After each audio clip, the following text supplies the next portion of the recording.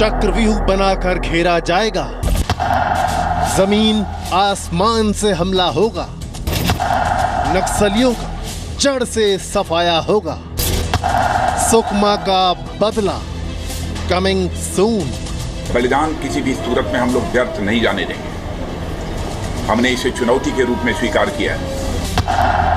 नक्सलियों की तबाही का नेशनल सिक्योरिटी प्लान तैयार है। सूत्रों के मुताबिक मोदी सरकार नक्सलियों के खिलाफ अब तक का सबसे बड़ा ऑपरेशन लॉन्च करने जा रही है।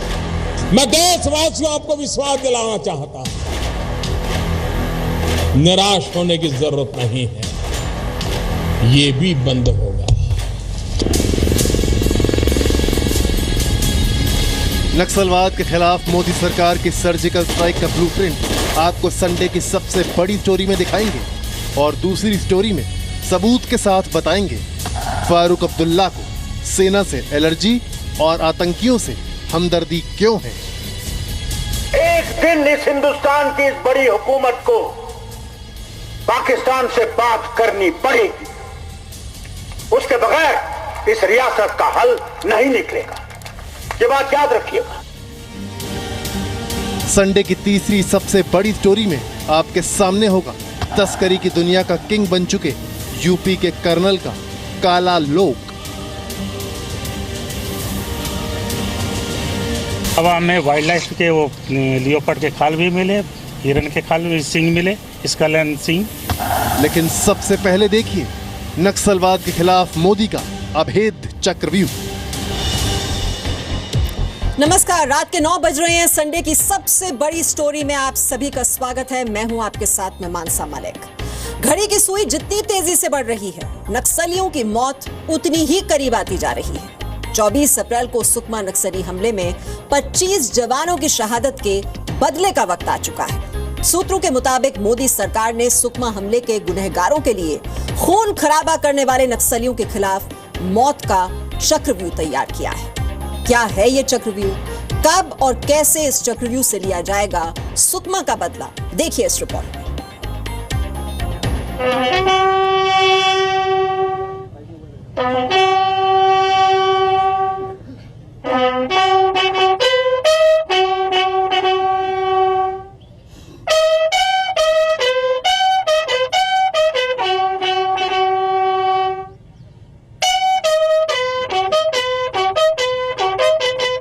सुकमा के 25 जवानों की शहादत का बदला लेने का फुल प्रूफ प्लान तैयार है।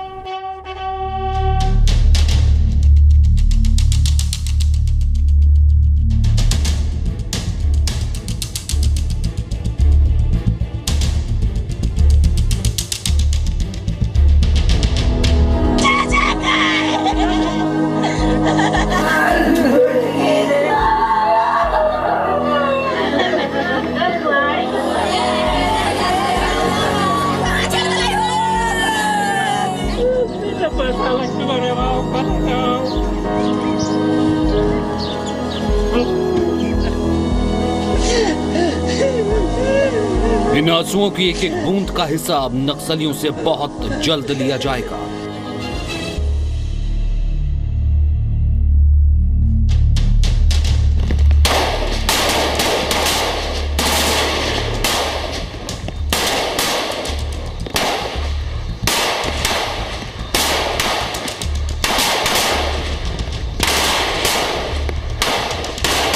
सुकमा नक्सली हमले के मास्टरमाइंड हिडमा की मौत अब नजदीक आ गई है, क्योंकि सरकार ने दुश्मनों के खिलाफ अब एक्शन का मन नहीं प्लान बनाया है।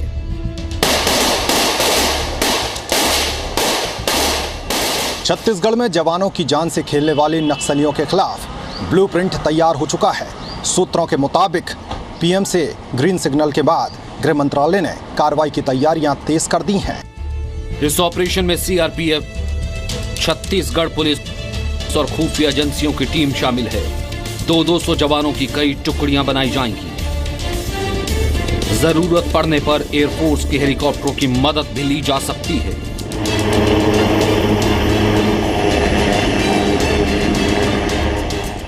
बहुत इम्पॉर्टेंट ये भी है कि जो वहाँ की लोकल पुलिस है वो इसमें लीडरशिप प्रोवाइड करे, वहाँ के SHO SPs वो CRPF को साथ लेके चले as a strike force and वो इन ऑपरेशंस को लीड करें। नक्सलियों के खिलाफ बड़े ऑपरेशन को धारदार और अचूक बनाने के लिए CRPF ने नक्सलियों के गढ़ में सड़क निर्माण कार्यों में लगे जवानों को वापस बुला लिया है। सुकमा में 15 दिन के लिए सारे निर्माण कार्य रोक दिए गए हैं।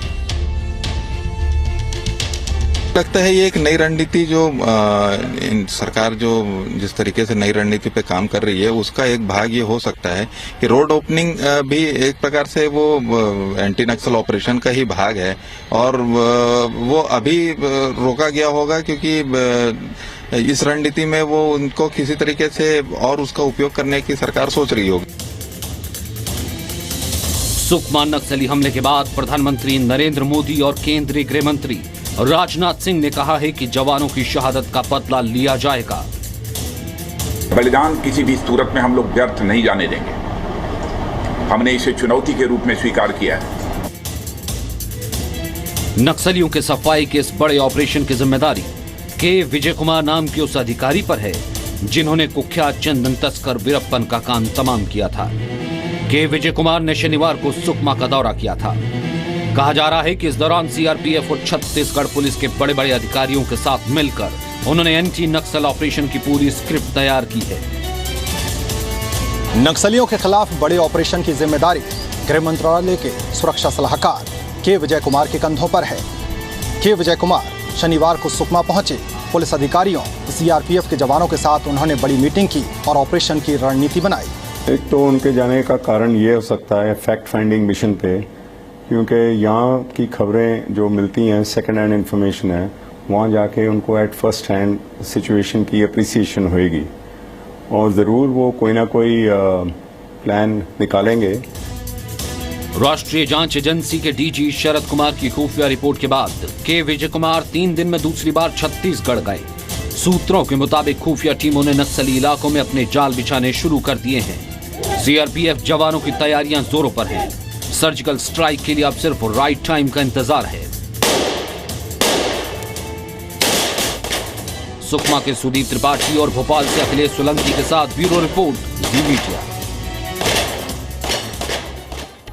और ऐसे संकेत भी मिल रहे हैं कि सुकमा हमले की जांच केंद्र सरकार राष्ट्रीय जांच एजेंसी NIA को सौंप सकती है।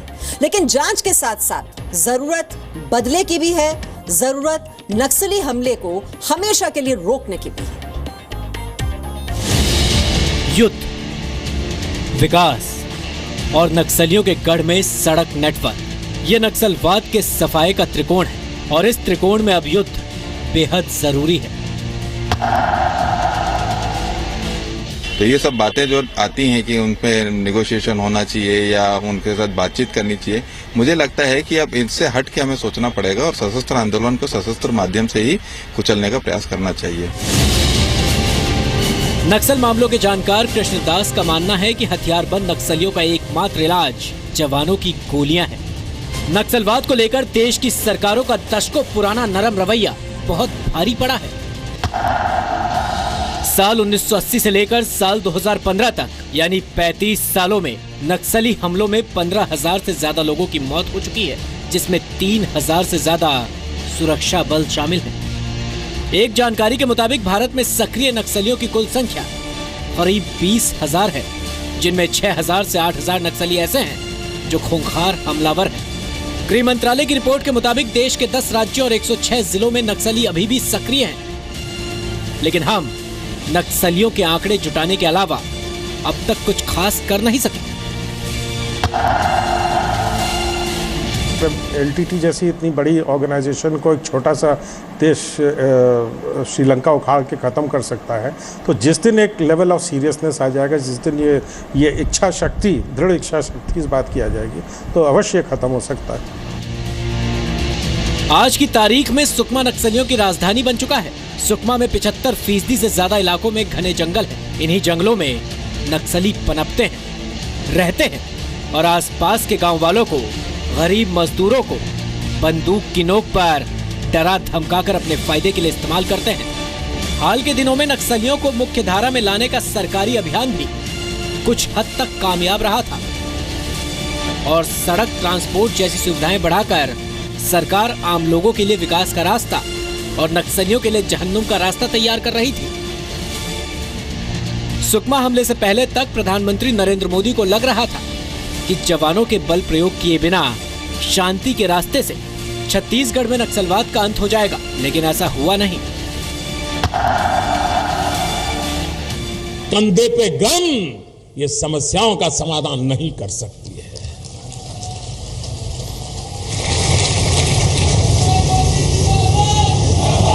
जिस धरती पर नक्सलवाद का जन्म हुआ था और जिसके कारण देश में नक्सलवाद की चर्चा हुई थी, वहां पर भी जाकर के देखिए, अनुभव के बाद वो सीखे और उन्होंने भी वो रास्ता छोड़ दिया। आज वो नक्सलबारी जहां से हिंसा का मार्ग शुरू हुआ था, बम बंदूक और गोलियां चलती थी, रक्त की धाराएं बहती थी, आज वहां बंद हो गया। मैं देशवासियों आपको विश्वास दिलाना चाहता हूं, निराश होने की जरूरत नहीं है, ये भी बंद होगा। सुकमा नक्सली हमले के बाद मोदी सरकार का इरादा सख्त हुआ है। देश का दबाव है, जन जन के सीने में जल रही बदले की आग है। ऐसे में अब जरूरत है नक्सलवाद के खिलाफ दमदार सर्जिकल स्ट्राइक की। सुकमा से सुदीप त्रिपाठी और भोपाल से अखिलेश सोलंकी के साथ ब्यूरो रिपोर्ट, जी मीडिया। तो देख रहे हैं आप, प्रधानमंत्री नरेंद्र मोदी देश हित में एंटी नक्सल प्लान पर काम कर रहे हैं और फारूक अब्दुल्ला लगता है जैसे एंटी नेशनल प्लान पर काम कर रहे हैं। पाकिस्तान और आतंक प्रेम में डूबे फारूक अब्दुल्ला ने देश के जवानों की शहादत का मजाक उड़ाया है। सवाल है, नेशनल कॉन्फ्रेंस के अध्यक्ष फारूक अब्दुल्ला देश में राजनीति कर रहे हैं या देश के खिलाफ साजिश?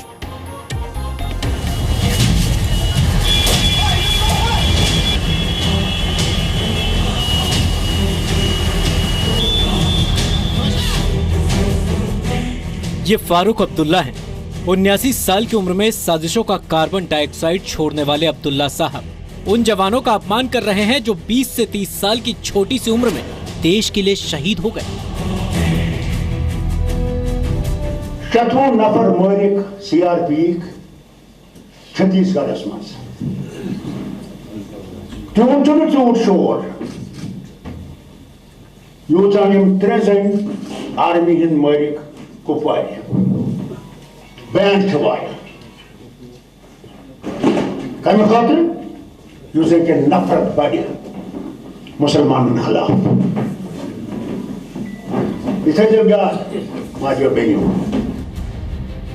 भारत में रहकर भारत के खिलाफ साजिशों वाला और शहादत का मजाक उड़ाने वाला ये बयान फारूक अब्दुल्ला ने शनिवार को समय दिया, जब कुपवाड़ा आतंकी हमले में शहीद हुए 3 जवानों को अंतिम विदाई दी जा रही थी।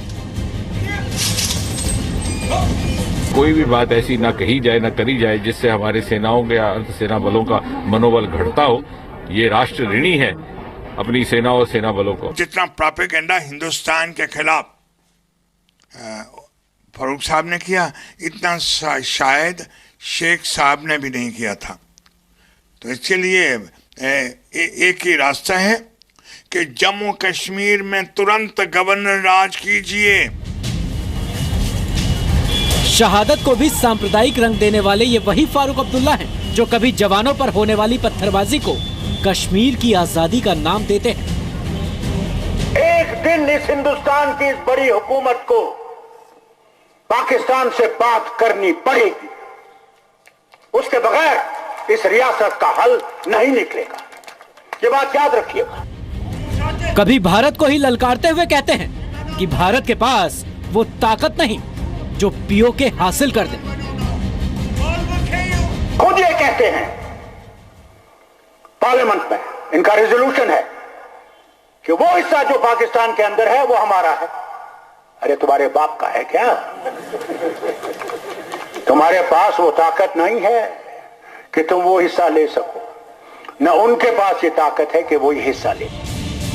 सवाल ये है कि फारूक अब्दुल्ला भारत के नेता हैं या पाकिस्तान के प्रवक्ता। सवाल यह है कि जिस पार्टी की ऐसी देश विरोधी सोच हो उसे क्या देश में जगह मिलनी चाहिए? वो शांति के पक्ष में नहीं, वो अशांति फैला के ही अपने आप को जीतना चाहता है, जैसे उसने पहले जीता है। अब भारत को इसका बहुत सीरियस नोट लेना चाहिए और उसके ऊपर एक्शन लेना चाहिए। सवाल यह है कि फारूक अब्दुल्ला को अलगाववादी और पत्थरबाज इतने प्यारे क्यों हैं कि वो उनके लिए देश हित को किनारे लगा देते हैं। श्रीनगर लोकसभा उपचुनाव के दौरान भी उन्होंने कुछ ऐसी बातें कही थीं जिनका संज्ञान लेते हुए चुनाव आयोग को उन्हें नोटिस भेजना चाहिए था। इस तरह की बातें करने के लिए उन्हें चुनावों से डिस्क्वालीफाई कर देना चाहिए। जिस देश ने फारूक अब्दुल्ला को संसद पहुंचाया, केंद्रीय मंत्री बनाया, जम्मू कश्मीर का मुख्यमंत्री बनने का मौका दिया, उसी देश के खिलाफ साजिशों वाले बयान देते हुए फारूक अब्दुल्ला को क्या शर्म नहीं आती। ब्यूरो रिपोर्ट, ज़ी मीडिया। पत्थरबाजों, अलगाववादियों की पैरवी और आप शहादत को सांप्रदायिक रंग देने की कोशिश, ये विवाद बढ़ते ही जा रहे हैं। ऐसे नेताओं का क्या करें। चलिए अब आपको एक कर्नल का तस्कर लोग दिखाते हैं। यूपी के मेरठ में एक रिटायर्ड कर्नल के घर पर छापेमारी के दौरान 100 से ज्यादा विदेशी हथियार, 2 लाख से ज्यादा कारतूस और जानवरों की खाल मिली है। कहा जा रहा है कि कर्नल के मकान से तस्करी का इंटरनेशनल रैकेट चल रहा था।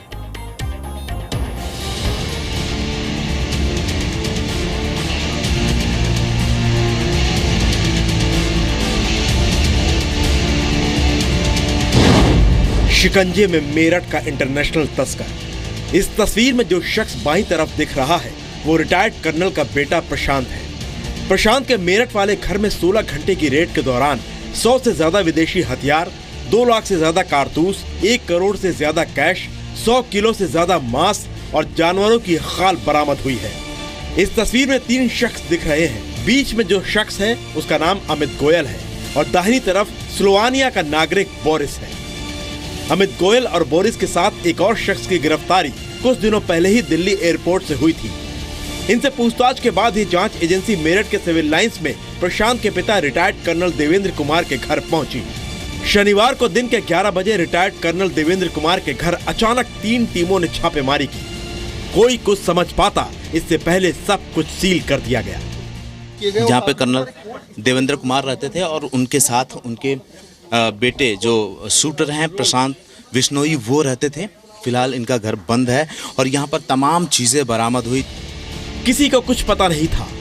Directorate of revenue intelligence, forest department, custom excise की 3 टीमों ने एक साथ छापेमारी की थी। यूपी पुलिस की टीम रेड करने वाली टीम को सिक्योरिटी दे रही थी। 16 घंटे तक लगातार छापेमारी चलती रही और जब रात के 3 बजे छापेमारी के बाद रेड टीम ने घर से मिले सामानों का खुलासा किया तो लखनऊ से लेकर दिल्ली तक लोग हैरान रह गए। फॉरेस्ट डिपार्टमेंट को एक लेपर्ड की खाल जो प्रतिबंधित है, कुछ सींग, खोपड़ी, कुछ खोपड़ियाँ ऐसी जो जिनके मुंह जिसको स्टफ करके बोला जाता है, जिसको लैंग्वेज में हम ट्रॉफीज बोलते हैं, वो सब हमें बरामद हुई। इसके साथ साथ हमें 100 किलो से ज़्यादा मांस, वन्य जीव का मांस भी बरामद हुआ है जो एक फ्रीजर में रखा गया था। कर्नल के घर से डीआरआई को छापेमारी में 100 से ज्यादा विदेशी हथियार, 2 लाख से ज्यादा कारतूस मिले, 1 करोड़ रुपए से ज्यादा कैश भी बरामद किया गया। इतनी बड़ी संख्या में हथियारों का जखीरा रेड करने वाली टीम को भी हैरान कर रही थी। जो चीज़ें मिली हैं उसके बारे में ये कहा जा रहा है कि वो बंदूकें जो थी वो सारी चीज़ें प्रशांत बिश्नोई रखता था, जिसके बारे में बहुत ज़्यादा जानकारी किसी को नहीं है। फिलहाल पुलिस भी यही जानकारी करने की कोशिश कर रही है कि आखिर ये सारी चीज़ें किस मकसद से थी और कहाँ से इतने असलहे आए।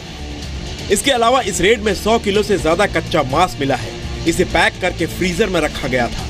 साथ ही हिरणों की 5 खोपड़ी, सांभर हिरण के सींग, काले हिरण और चिंकारा के सींग, जानवर की खाल और हाथी दांत बरामद किए गए।